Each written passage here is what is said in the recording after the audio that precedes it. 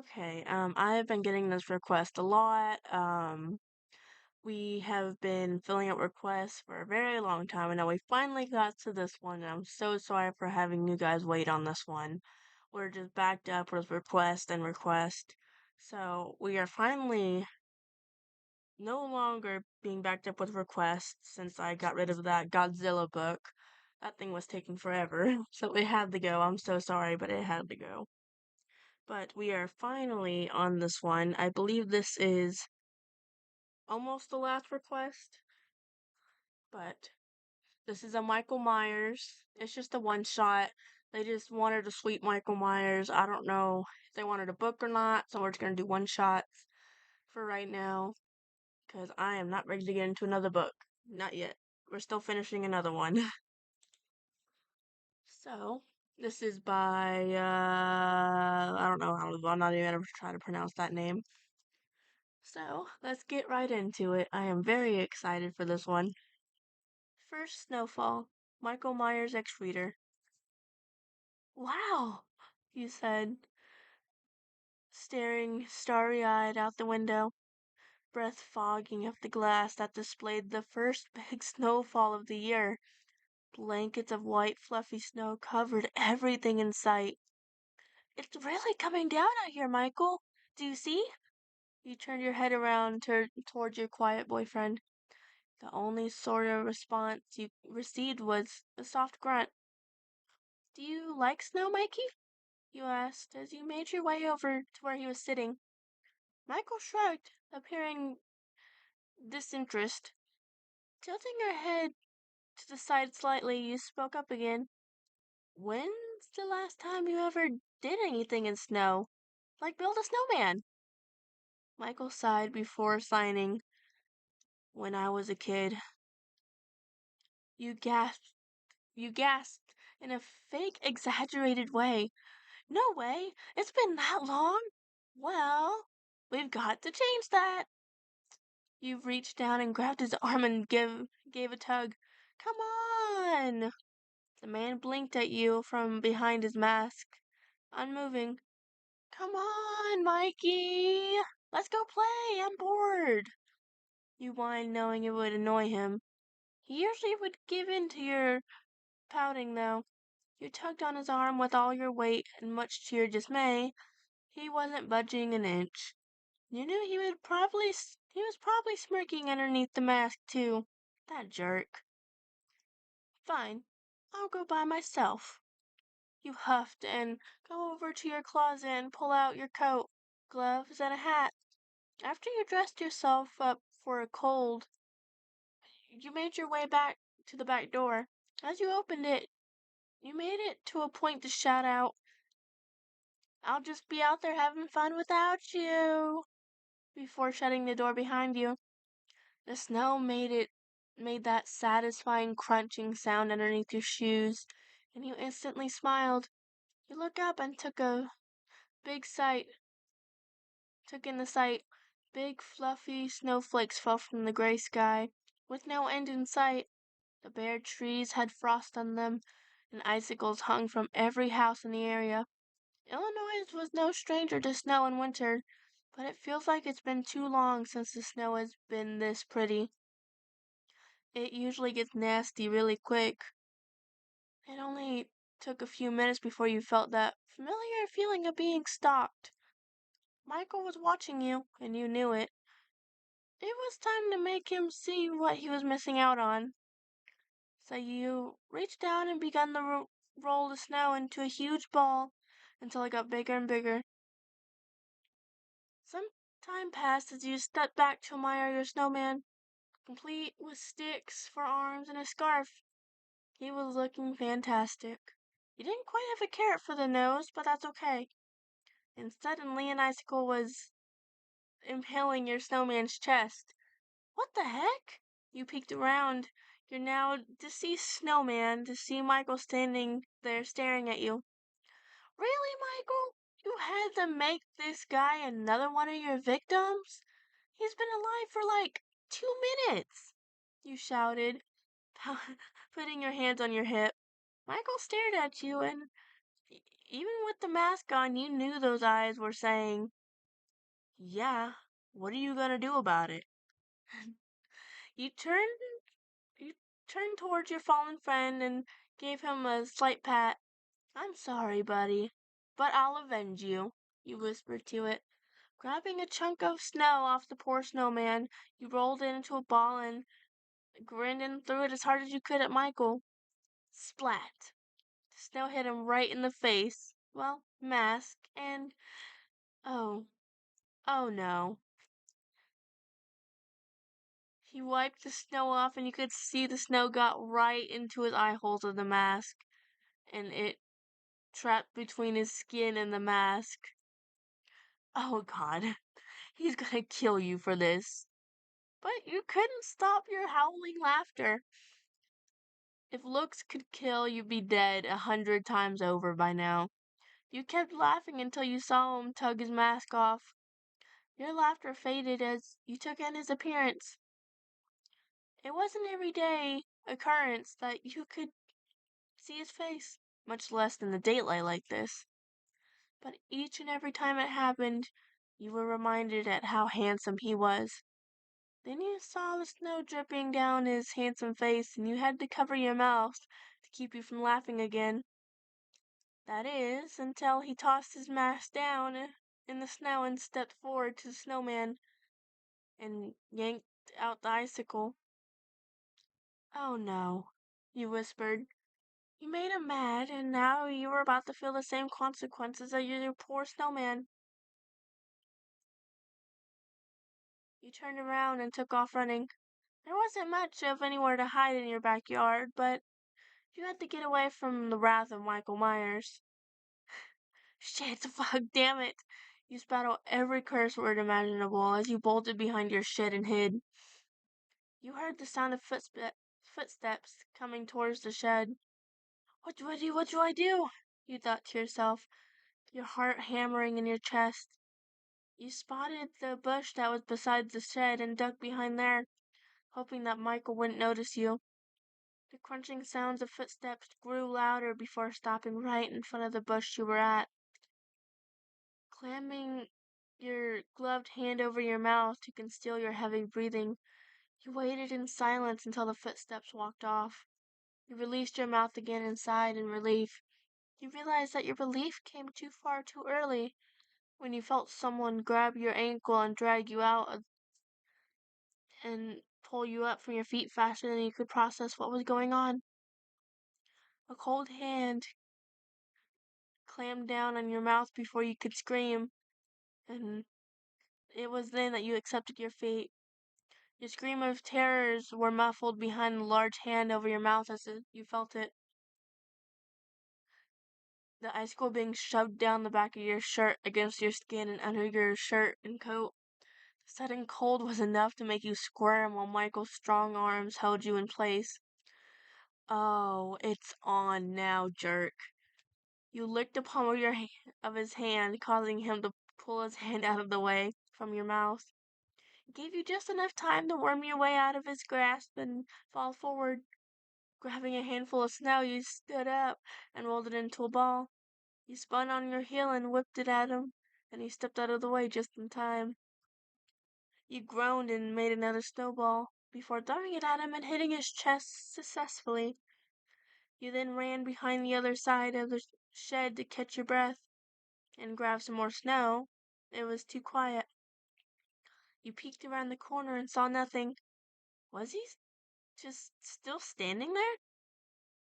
You heard a whistle above you and looked up. Michael was crouching on the roof of the shed, a smirk on his face and arms full of snow. You wouldn't, you said before you were knocked backwards, and all you could see was white. You stood up, brushing the snow from your face. He jumped down from the roof. You sneaky son of a... You were cut off by another snowball hitting your face. He finally just started grabbing fistful of snow, hurling at them in his direction, not even bothering to roll them into balls anymore. You ran at him and hugged him, actually managing to knock the man off his feet. You both fell down onto a cushion of snow. You looked at each other. faces red from the cold, wet hair. It was quiet for a moment as you both looked into each other. You were the first to crack a grin, then let out a giggle, and then you both exploded with laughter. It's been a long time since you had this much fun. You glanced at him again, and he laughed harder than you'd ever seen him laugh before. Hell, the most you've seen him do is snicker. And you realize how much you love this man. Michael, his name slips off your tongue as he turns to you. You wanted to say those three words. You've known for a while that you loved him, but neither of you had said the words to each other. You leaned down and gently kissed his cheek. Perhaps you'll tell him soon enough. For now, you're happy with how the things are now. Come on, let's go inside. I'll make some hot chocolate. I love that.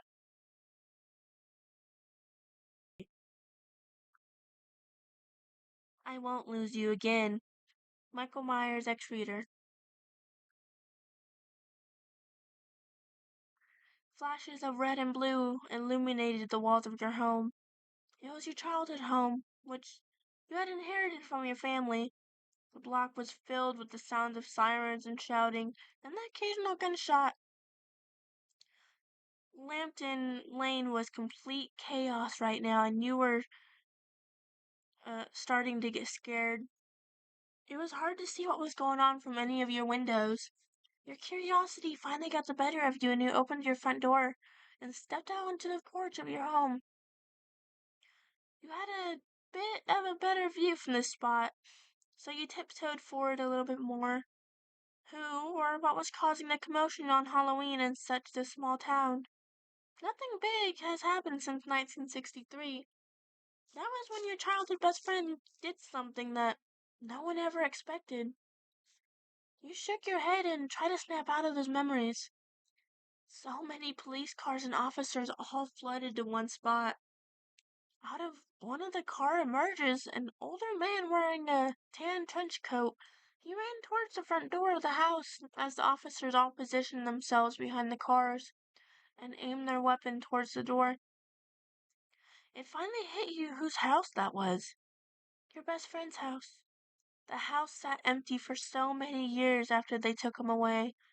You remember crying and screaming while your family held you back as your friend was dragged off in a vehicle, never to be seen again. You tried many times over the years to ask your parents to see him. They would never let you. They never wanted you to talk about it. You wondered who could possibly be inside the abandoned house. It was obviously serious, though, if it drew every cop in town. You would snap out of your daze when a man walked out of the front door and stopped on the sidewalk. He was wearing dark blue overalls and ghostly white mask with brown hair. You shuddered at the costume. The man in the trench coat shouted, "Michael, stay where you are." The name made your mouth go dry. There's no way it's him. One police officer says to another, "It's him! It's Michael Myers!" Your heart sank to your stomach. Why is Michael here? Is that really him? Why is he wearing that costume? Why are so many police after him? So many emotions flooded over you as your mind raced with so many questions. You slowly walked down the stairs of your front porch and onto the sidewalk, which, with each passing moment, you took a step closer. At first, you went unnoticed by the officers due to their focus on Michael. He stayed silent the entire time, never making a single noise. One officer casually came up behind him and hit him on the back of his legs with the baton, causing him to drop to his knees. This was followed by a strike against the head. Your eyes grew wide with fear and worry. You didn't know why they were being so rough with him. The officers struck him across the head once more, causing Michael to finally black out and collapse. Tears began to spill over your cheeks as you watched him hit the ground. The officers grab his mask and yank it off his head. He was largely face down, but from where you could see much of his face. It was really him, your best friend from so long ago. You had grown up so much, but it was definitely him. Here he was, finally in front of you, and he was being beaten and knocked out. You shouted his name and ran over to his side. One of the officers started screaming at you to stay back. There was no place for citizens, and that man is dangerous. Shut up! He's my friend! You shouted and grabbed your unconscious friend and pulled him into your lap and examined his face. His eyes were bleeding badly, cut up. Please, he needs medical attention. He looked up at the officer and pleaded eyes. You really shouldn't be here, said one man as he reached to grab your arm. You recoiled away and held onto the man in your lap a little tighter. Don't touch me, you shouted at him, brushing some hair out of Michael's eyes. He needs an ambulance. Don't you see his eyes? He needs to go to the hospital. All you've done is beat him over the head. The man in the trench coat finally walked over and stated coldly, that friend of yours is a brutal killer who has murdered many people. Now move away from him. You felt like you were going to get sick. So many emotions cycled through you rapidly. You looked down at Michael again. His face looked relaxed in his unconscious state. No, I'm not leaving him. I already left him once, you stated flatly. The older man standing above you started to shake with rage. It's not much of a loss to lose him. Now I will ask you once again to step away from my patient. Your head snapped up and you realized this was his doctor. You're his doctor and you treat him this way? You ask him. You look down again and take the sleeve of your shirt and wipe some of the blood and sweat off his face as a small whimper escaped your lips. Something silver shined in the light caught your attention. Your breath hitches when you see his gun. The doctor's grip on his revolver tightens as he raises it and points it at the man in your lap. Your eyes grow wider and you start crying again. What are you doing? Stop! You shout. All the doctor can say is, move, through gritted teeth. No! You scream as you lean down to wrap yourself around the defenseless man in your lap. You begin to hear the officers tell him to calm down and lower the weapon. You shake uncontrollably as you continue to shield Michael's body with your own, tears falling onto Michael's skin. Footsteps could be heard running towards you, and a voice shouting, No! Followed by a gunshot. The sound made you jump and look up to see a young officer barely old enough to be on the police force with a hold on the doctor's arm and the gun pointed up in the air. Michael began to regain, regain consciousness. Unbeknownst to you, his senses were quick to alert as he heard shouting all around him and felt himself being held tightly by someone. He did not like the feeling of being retracted by reaching up, grabbing your throat. You pulled back as he squeezed tighter. Michael! You choked out. He quickly released you and pulled his hand back before the police could even react. His eyes growing wider as he recognized you. You gasped for air as he put your hand on your throat. The two of you stared at each other for a moment. You sit in the bright green grass. Okay, time skip. Sorry. You sit in the bright green grass, a light breeze kissing your skin. You look down at the young blonde boy, laying his head in your lap. You giggle. He looks back at you and quietly asks, Your name? Do you think we'll always be friends forever? You You smile a big toothy grin and nod. Yeah, we'll always be the bestest of friends in the whole wide world. You looked up to the clouds in the sky and thought for a moment, maybe even someday we'll get married. You stated shyly. The boy was quiet, so you glanced down again. Yuck, he said. He turned his head turned to the side and avoided eye contact with you. His face was bright red. Aw, Mikey, you're blushing, you teased. I'm not. Art too. The voice of the young officer snapped you both out of your thoughts, memories. You're the kid that was his friend, weren't you? He swallowed before continuing. My my partner was talking about how he tried to be friends with Michael when they were kids, but he only seemed to care about one person. It's you, isn't it? The officer claimed, his eyes shut when he mentioned his partner. Had something happened to him? Michael was silent, refusing to take his eyes off you. You nodded cautiously at him.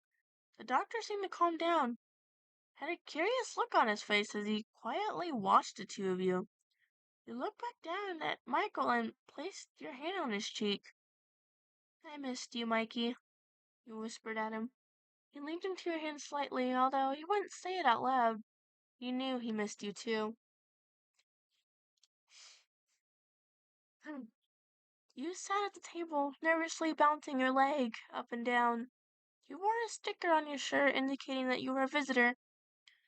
You were you were at Smith Grove waiting to see your friend. It had been several months. Your protection from him would only go so far at that Halloween night. Eventually, it took several officers to pry the two of you apart. Much like when you were separated as kids, you sobbed and screamed for him. Michael reacted in anger at the officers who handcuffed him and dragged him into a car. But once again, you had to watch your friend was placed in the car and driven away. You were lucky that you didn't end up in some kind of trouble for interfering with the arrest. You'd think the officers probably felt like you had gone through enough that night with having gun pointed at you and nearly being shot. Dr. Loomis, you learned his name, annoyingly, never had any charges pressed against him for nearly killing two people, only being an innocent civilian. You. But he did require not long after being replaced by his student, Dr. Sartain. Sartain? You think his name was. For months, you were unable to see or talk to Michael. He was obviously in a lot of legal trouble for that night. You had only learned of the details of what happened that night when what Michael did the next day when it was on the news. It did frighten you a little, you admit, but it didn't change how much you cared about him. The night before, you received a phone call from the new doctor asking if you would willingly being able to visit Michael. He claimed he wanted to observe and study Michael as someone he seemed to care about. He was apathetic with everyone else. You were the only one that was noticed that he had any kind of positive reaction to. You didn't care about being observed, you just wanted to see Michael again. You thought you were separated from him for good once again, so you jumped at this opportunity immediately. The door to the visiting room clicked open as you hopped to your feet and walked two security guards on either side of Michael. You hated seeing him chained up so heavily. The doctors followed then in and glanced your way. Ah, you must be your name. You gave a small nod and before looking back at Michael. Excellent. I will just be sitting over here taking notes. Don't let me disturb you in any way. You started to tune him out as you saw Michael being walked over and sat in a chair. You sat down after he was seated. Hi, Michael, you say. You weren't too sure why you were feeling timid at this moment. He tilted his head and looked at you. You reached down into your bag, already having been thoroughly scanned by the guards, and pulled out some pictures. You looked at them with a small smile. They were pictures of you, the two of you, when you were small children. The pictures were a little worn over the years, but otherwise still looked great. He flipped them around on the side and slid them across the table to him. Do you remember these? You asked, still smiling. He responded with a small nod. You had hoped he would talk to you, but understood in a way he wouldn't. His doctor let you know he had been mute pretty much his entire stay at the sanitarium. You can have them if you want, you say. He looked up at you silently. For a moment there was no reaction. You felt a bit shy and nervous under his stare. For after a minute, though, he looked back down at the photos. He grabbed them and placed them in his pocket, struggling a little to do so with his hands cuffed together. You had many more visits with Michael after this. You were allowed to go once a week, typically when you want. It was usually a one-sided conversation since he never spoke, but he would always watch you and listen. He never got annoyed or seemed distracted. Occasionally he would nod or shake his head if you asked him a question. One time you shared a nostalgic memory with him about the two of you as kids. You could have swore you saw the corner of his mouth curl up, ever so slightly, almost as if he was smiling in his own way. A year had passed since that night. It was now Halloween of 1979, and you were alone at home watching movies. Not a lot of kids trick-or-treating on Lambton Lane in the first place. Even less came after last year. You didn't mind so much. You had a bowl of popcorn and candy to snack on while you watched Black Christmas. You had just finished Psycho before this. You thought about watching Black Christmas or closer to Christmas time, but decided to watch it anyway since it was a horror movie. You weren't very far into the movie, maybe 10 minutes or so, when you swore you heard your back door open. You paused your movie and set down your bowl before standing up and walking closer to your back door. Hello? You call out, hoping maybe you were just being paranoid. You finally reached the door to see that it was unlocked. Your heart skipped a beat before you looked around. The sound came from your kitchen, making you jump. You quietly open your hallway closet and pull out a baseball bat you kept for protection. You slowly and quietly make your way to the kitchen, heart pounding against your rib cage. You finally reached your kitchen and glanced around. It was hard to see in the dark, but didn't see anything. You slowly moved over to flip the light switch on, illuminating the kitchen. You felt something grab your shoulder and screamed. Turning around and swinging the bat at your home invader, the bat was quickly caught by a hand. The bat was yanked out of your hands, and you looked up to see the face of your attacker. With tears in your eyes, you were met with a white mask. Two blue eyes peered down at you through the eye holes of the mask. One eye darker than the other, light being lighter being a milky color, and scarring around it. You recognize those eyes anywhere. And then you recognize the mask that you saw a year prior. Michael? You mumble. His hands reach up and gently grab your upper arm. Oh my gosh! What are you doing here? How? You spat out before just shaking your head and wrapping your arms around his neck, hugging him tightly. His arms stiffly return the hug, rubbing your back a little. I should scold you for breaking out again. You're gonna be in so much trouble, you tell him. But your voice quiet down. I'm glad you're here. I actually got to hug you. They never let me touch you there. You hug him again and bury your face in his chest. Sorry for trying to hit you with a baseball bat. I thought you were a burglar. Michael gave you a small head pat. Your reunion was cut short when your house began to light up red and blue. Of course, this would be one of the first places they'd look for him. You'd being a visitor every week for the better part of the year. You drove from the kitchen light switch and flipped it off. There was a loud knock at your front door, followed by a muffled, Henfin police, open up! That Caring that your TV was still on, you grabbed Michael's wrist and pulled him towards the back door. Come on, we're leaving. He didn't budge at your pull, and you spun and looked at him. He tilted his head in confusion. Why were you going to run with him?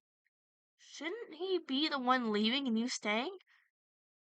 Either lying and saying you hadn't seen him, or tell the truth and that he was there but left when they showed up. You got closer to him and looked into his eyes. I've lost you not once, but twice. I'm not losing you a third time, you say with ferocity. Another knock sounded through the house, this one louder than the last. Come on before they get suspicious and come around the back, you say again before pulling on his arm once more. This time he complied, and out the back door you both went. As quietly as you could, you both walked quickly towards the fence that divided your yard from the neighbors behind you, and you hopped the fence. You both were encased in total darkness right as one of the officers came around the back door, started peering inside through the windows. You didn't care about the belongings you were leaving behind. Perhaps you could sneak back on another day and grab your important things. For now, all that mattered was Michael. Oh, that was so good. Okay, sorry, I love this. I love this book so much. But I just wanted to make a little video here, so all y'all know I'm not dead. I'm not dead, if I'm being completely honest, because I know some of y'all think I'm just completely dead. But anyways, what I've been up to is I've been making my store, which I am actually going to show you since I do have it pulled up. But I hope you guys like that. I'm gonna tag the person who has been commenting for so long on it. But let me go on here. Ah, okay. And this is my store. It's not fully done yet, as you can tell. But look, ain't it amazing? And there's my stuff. And then it's not fully done yet, but it is definitely coming. I'm very excited for it. I've been working on it for 2 weeks now. Very long time, I know, but but thank you guys so much for watching, and I really do hope you guys have an amazing day. And please be careful out there. People are crazy. People are weird. You never know who you're going to come in contact with. So please, please, please be careful. And thank you so much for watching. I love you all. Bye.